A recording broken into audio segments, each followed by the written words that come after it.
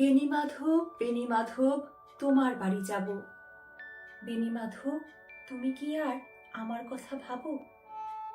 বেণীমাধব মোহনবাসী তমাল তরুমূলে বাজিয়েছিলে।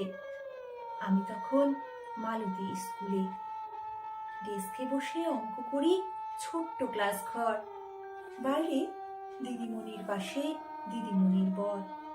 আমি তখন নবম শ্রেণী, আমি তখন শাড়ি।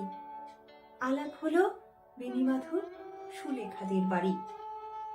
বেণীমাধব, বেণীমাধব, লেখাপড়ায় ভালো, শহর থেকে বেড়াতে এলে আমার রং কালো।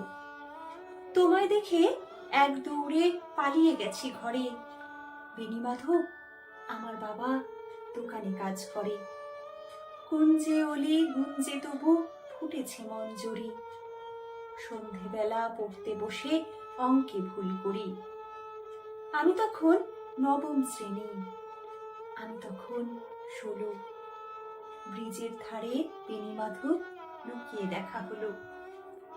বেণীমাধব, বেণীমাধব, এতদিনের পরে সত্যি বলো, সেসব কথা মনে পড়ে? সেসব কথা বলেছ তুমি তোমার প্রেমিকাকে?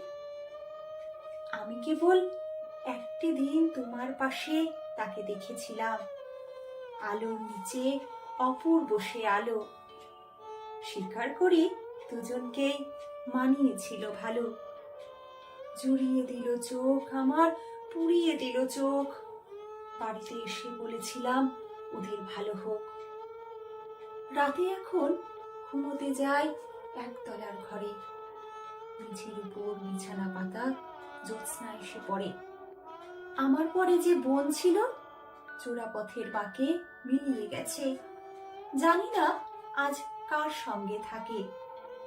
আজ জুটেছে, কাল কি হবে, কালের ঘরে শুনি। আমি এখন এই পাড়ায় সেলাই দিদিমণি। তবু আগুন বেণীমাধব, আগুন জ্বলে কই?